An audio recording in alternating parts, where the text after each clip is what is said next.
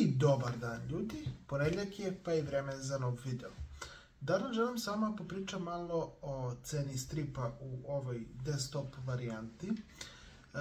Pre nego što krenemo sa sprečitom koji sam spremio za ovu priliku, želim da kažem nekoliko reči. Pre svega, ovo sad neće biti neke brojke koje su došle iz moje glave onako random, već će biti nešto što, neke brojke do kojih sam došao u saradnji sa izdavačima, koji su mi dali neke svoje okvirne brojke vezano za troškove. I na osnovu toga ja sam pravio jednu fiktivnu tabelu sa jednim fiktivnim izdanjem koji ćemo sada proći. I prvo ću vam objasniti svaku stavku u toj tabeli, a onda ćemo malo prodiskutovati šta to zapravo znači za strip scenu. Tako da, pre svega, vreme je da se smanjimo. Kao što vidite, ovdje ima jako puno brojki, znači da krenemo odavde. Pre svega imamo popust. Popust ćemo doći kasnije jer je popust jako škakljiva tema u svetu stripa. Ono što je bitno znati je da je PDV za strip 10%, kao i da je distribucija između 40 i 60% troškova. To znači da kada vi kupite neki strip, ukoliko taj strip nije popust, opet doćemo do popusta, 40 do 60% cene tog stripa ide knjižaru. Odnosno, to su distributivni troškovi. Ako kupujete kiosk strip na trafici, 40 do 60% ide distributeru tog stripa i trafikama. Postoje nekoliko distributera, nebitno. Sljedeće što imamo je štampa, prava i prevod, lektura, dizajn, upis i svi ostali troškovi. Što se tiče tih troškova, to su zapravo varijabilni troškovi. Zašto? Zato što su ova dva troškova ovdje koje vidite su ista za sad manje više sve. Svaki ugovor sa knjižarom je različiti, svaki izdavač ima svoje naravno, ali u prosjeku za sve izdavače u Srbiji to je između 40 i 60%. Ovdje sam ubacio 40% za početak, ove brojke ćemo malo kasnije da menjamo. To su ti fiksni troškovi koji su ovdje reprezentovani ovdje i onda imamo ostatak. Znači od tog ostatka imamo profitabilnost. Profitabilnost kod nas u strip sceni se gleda na sljedeći način. Uglavnom se gleda da strip bude profitabilan na između 50 i 70, ponekad čak i 80% prodanih primjeraka. To znači da ukoliko je profitabilno 60%, što je neki prosek za većinu izdavača, naravno svaka ova brojka se razlikuje od izdavača do izdavača, od izdanja do izdanja, malo ćemo više pričati to malo kasnije, ali ako uzmemo da je 60% neki prosek za izdavače, to znači da oni moraju da prodaju, znači ukoliko je naravno strip sa cenom od 1000 dinara i tiražom od 1000 dinara, ovo je potpuno fiktivno izdanje kako ne postoji kod nas, ali dobro ilustruje šta hoću kažem. To znači da ako profitabilnost sa 6%, izdavač mora prodati 600 primjeraka da bi povratio ono što je uložio. U ovom slučaju to je malo manje od 3000 evra. I sad, ovdje brojka nije preterano velika. Znači, 3000 evra je nešto što manje više bilo ko od nas može da uloži. Podjet ćemo kredit, uložiš ima 3000 evra u nešto. Samim tim, to deluje kao jedna mala brojka, ali kada pogledamo na drugi način, mi moramo probamo 600 primjeraka našeg stripa da bismo bili na nuli. Ne da bismo zaradili, da bismo bili na nuli. Zbog ova dva troška ovdje koje vidimo. Znači, mi moramo probamo 600 primjeraka nekog stripa. To je jako puno. Ali dobro. To su neki varijabilni troškovi. Sad, ti varijabilni troškovi u principu imaju 3 stupca. Prvi je štampa. I štampa zavisi od izdavača do izdavača. Znači, ono što su izdavači rekli, nam niko mi nije rekao, štampa košta 100 dinara po primjerku ili 200 ili 300 ili 500, ono što su mi rekli je da je znači kada su odredili profitabilnost u tim troškovima, otprilike između 50 i 80% tih troškova je štampa. Prava u zavisnosti od izdavača do izdavača. Kod nekog je to, znači u tim troškovima, 10%, kod nekog izdavača je to 20%, kod nekog je to 30% ili čak 40%. Zavisi od izdanja i zavisi od izdavača. Znači, prava za Bonelli stripove, recimo, su relativno jeftina, dok prava za DC, Marvel i japanski stripove, odnosno mange, mogu da budu relativno skupa, dok prava za francuski stripove mogu biti od maltene besplatnih do nevjerovatno skupih, u zavisnosti naravno od samog izdanja. Samim tim, ove ovdje brojke su vrlo podložne promjenama i ovaj zadnji trošak, to su troškovi prevoda, recimo kako najmi Draška Roganović ili neku drugu prevodioca, lekture. Ovo je bitna stavka zato što nemaju svi izdavači lektore i ne plaćaju svi izdavači lekturu. Onda imamo dizajn, to je znači kada neko plati Vuka Popadića ili tako nekog da dizajnira fizičku knjigu. I onda imamo upis. Upis je ono što vidimo u oblačićima, ono što recimo Ludens često greši, ono što je kod nekih izdavača odlično i tako dalje. To opet je variabilan trošak i ti ljudi su u principu uvek variabilni troškovi. Još kažem da su variabilni troškovi zato što sa par izuzetaka nijedan izdavač u Srbiji nema ove ljude na platnom spisku. Znači ti ljudi ne primaju platu, nego su kontraktori, znači freelanceri, da se tako izrazim. To znači da, recimo, neko pozove, lupam, Draška Roganovića, kaže ja imam strip od 100 strana, on kaže super, za 100 strana ja naplaćujem, opet lupam, čak i da znam brojke, ovo neće biti prave brojke, znači se razumemo, ali čovjek kaže, super, 100 strana ja naplaćujem 10 evra, 500 evra, ne bitno, super, ok, to je to. I tako idemo iz stripa u stripa, znači mi sa njim pravimo ugovor, čovjek kaže toliko i toliko to košta i to se plaća. Znači on nije na platnom spisku, ne prima platu, znači ne prima, ne znam, 500.000 evra mesečno, nego prima od stripa do stripa.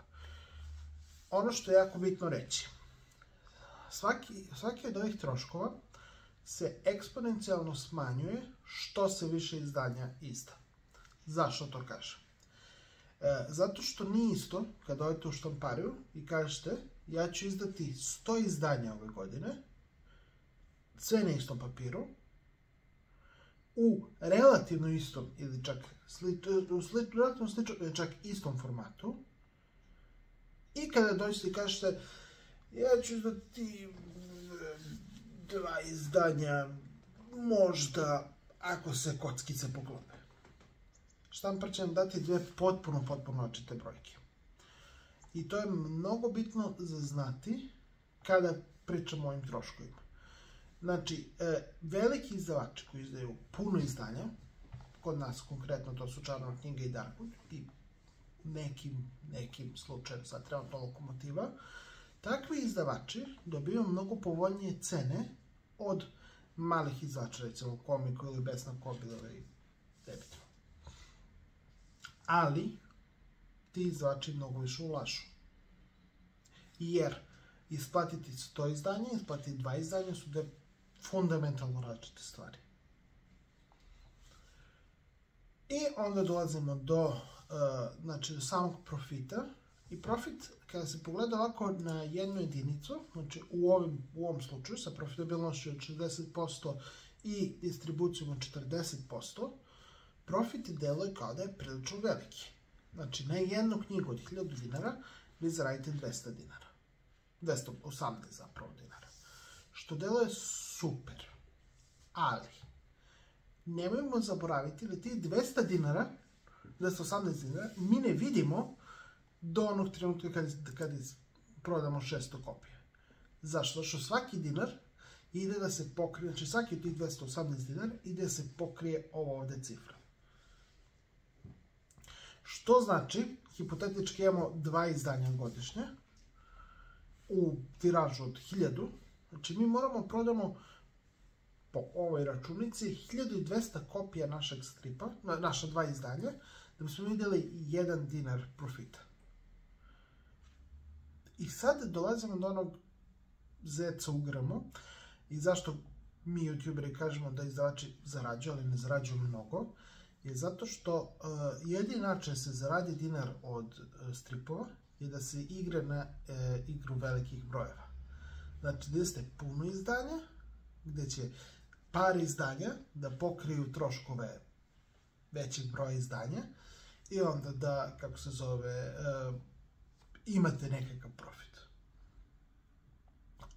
Sa druge strane, znači ko je radio u proizvodnoj industriji, zna da 20% profitabilnost 20% je nenormalno malo.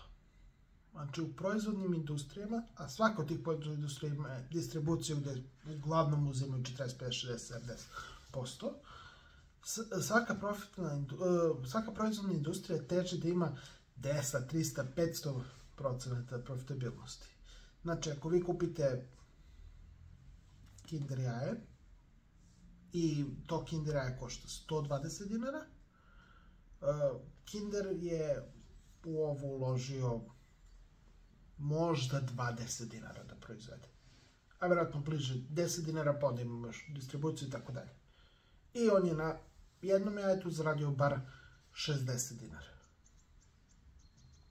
Sa druge strane, ako kupimo jedan strip, ne mi treba recimo Maggi 4 za mene, znači Golconda je uložila u principu, hajde kažemo da je ovo 1000 dinara i tiraž od 1000, mada nije, Golconda je uložila, znači, bukvalno 60%, to, odnosno malo manje od zapravo 35% zbog distribucije i PDV, ali ogromnu količinu je odmah uložila i profitabilnost je samo 20%.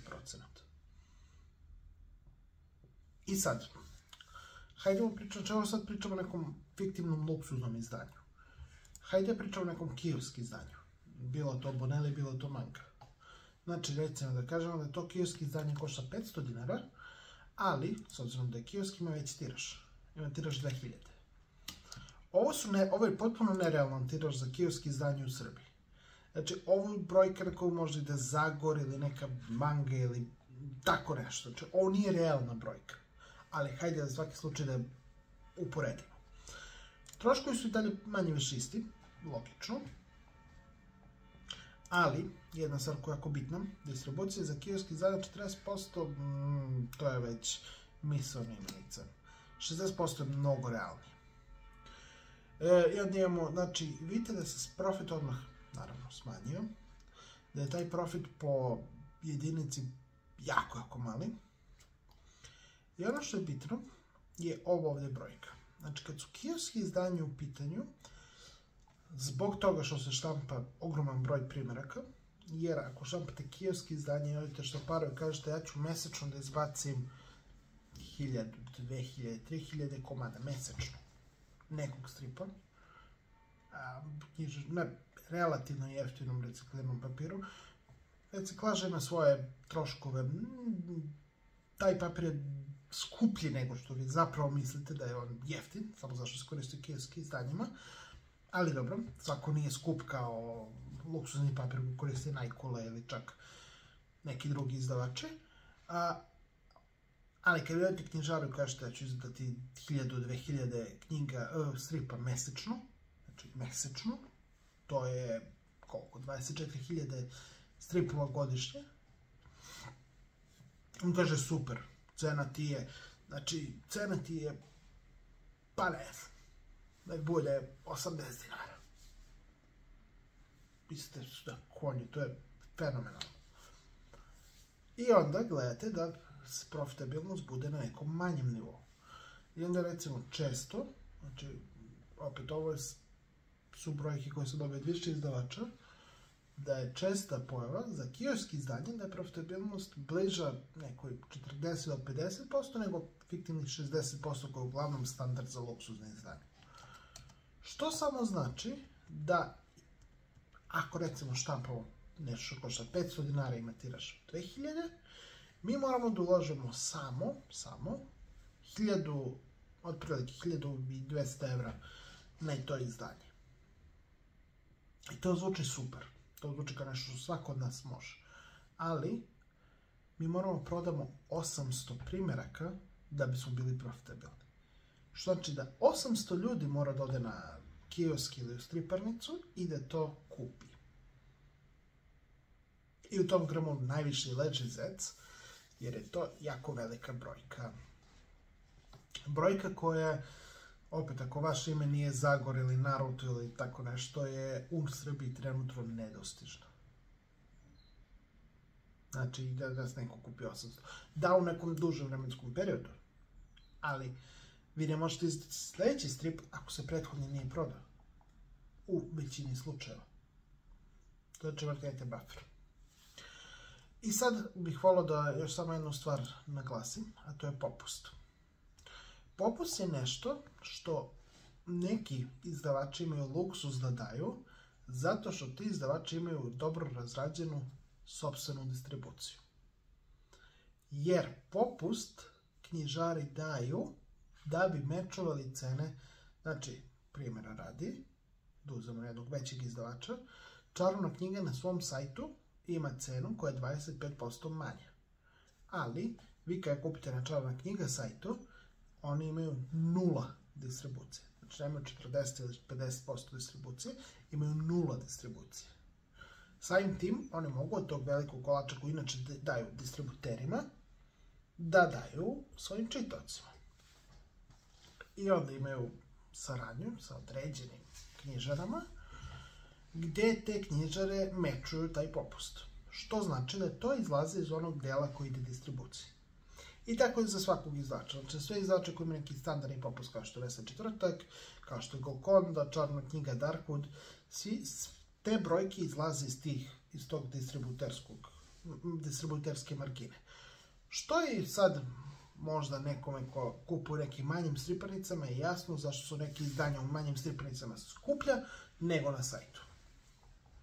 I sad, ako uzmemo recimo neki standardni popust od 20%, vidite koliko se brojke menjaju. Znači, pre svega, znači to izdanje više ne košta 500 dinara, nego sada košta magično 400 dinara. To znači da vi kao krajnji kupac zapravo plaćate 400 dinara.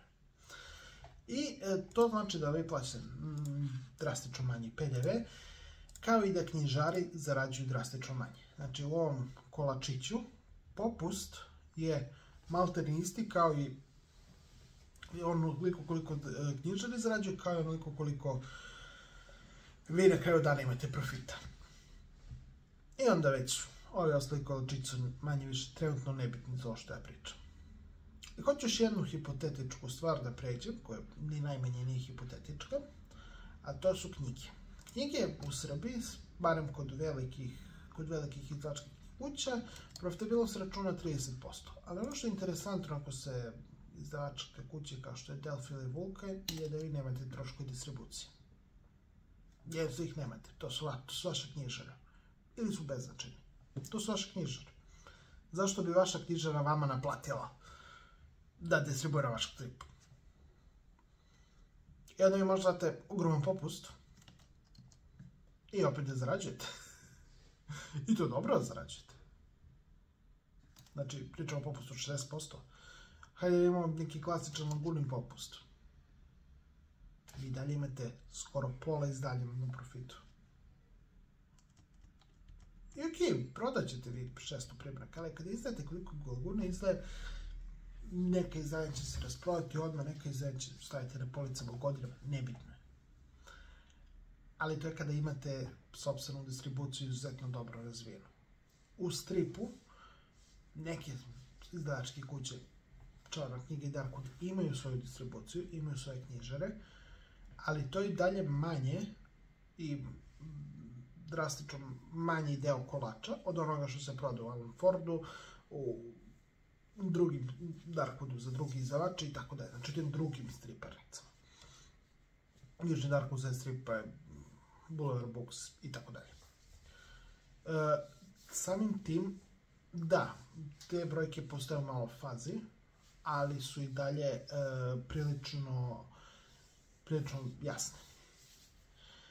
Da rekapituliramo. Znači, kada vratimo neke normalne brojke, makar za strip normalne brojke, hajde pričamo o nekom luksuznom izdanju. Nekom izdanju koje košta baš puno para. Neka bude 3000 dinara. Znači, to je neko luksuzno izdanje, full napucano A4 format, HC, nevjerojatno dobar papir, bla bla bla bla. To izdanje, da se proizvede, košta 500.000 dinara. Toliko vas košta da vi, znači, to što morate da platite, a ono što ćete zaraditi, ukupno što ćete zaraditi od tog izdanja, znači kada se celokupan tiraž proda, je 350.000 dinara. A pitanje kada će se prodati i da li će se rasprodati. Jer nije svako izdanje Majke i oči, nije svako izdanje Punisher ili mora se bez jedan ili šta god. I zato bi trebalo da vam bude jasnije zašto neke određene izdanja se ne reprintaju i zašto ljudi kažu možda ipak nije toliko dobro da se reprintaju stvari. Jer su početno ulaganje prilično veliko. Jer ok, smanjit ćemo ovo na 0, čak i ovo ćemo smanjiti na 0. Znači 100% troškova će biti štampa. I naravno profitabilnost da će biti 6%, reprint bit će na 30% ili 20%. Vi i dalje morate da uložite 175.000 dinara da biste vratili možda, ako se ceo reprint rasproda, 220.000 dinara. Ima logike ako ste velike izdavačke kuće, ako ste male izdavačke kuće, i dalje ima logike, naravno, jer samo je štampa u pitanju, ali vidite zašto kod nas konkretno politika reprinta nije toliko rasprostranjena. Ne kažem da reprinti nisu dobra stvar, reprinti su odlična stvar, ali to bi u principu bilo to što sam hteo da vam kažem i što sam hteo da diskutujem sa vama danas. Hvala vam na gledanju. Nadam se da vam je malo jasnije kako izgleda scena stripa sa financijske strane i nadam se da je malo jasnije da, ok, naravno, profiti i kod knjižara i kod izdavača postoje. Znači, nijedan izdavač ne izdaje samo zato što voli strips. To je ipak posao. Znači, svakako pare postoje. Problem je što trebamo izdati jako veliki broj primjeraka i jako puno uložiti, znači, da bismo došli do 0 profita, odnosno da bismo nešto zaradili. Jer kada pogledamo ove brojke, pogotovo ako izdamo neko luksuzno izdanje, realno je da mi moramo uložiti 10, 15, 20.000 evra pre nego što nam se išta vrati. I to neće nam se vratiti za mjesec dana ili za 2 mjeseca, u velikom broju slučajeva vraća nam se posle godinu ili 2. To nije, da kažem, dobar biznis, ali je stripovski biznis u Srbiji trenutno. Naravno, ako šapamo neka kiosk izdanja, možemo uložiti daleko manje i potencijalno može čak i isplatiti naše izdanje. Zato i, recimo, trenutno se izdaju puno mangi i tako dalje, zašto su to jeftine izdanja sa proizvodne strane, koje mogu se štampati po velikom broju primjeraka i koje će se uglavnom rasprodati. Odnosno, prodati dovoljno da budu profitabilni. Svako hvala vam na gledanju. To je bilo to što se tiče ovog videa. Vidimo se u sljedeći ponedjeljak. Bacite like, share, subscribe, everything else i vidimo se. Hvala na gledanju. Bye bye.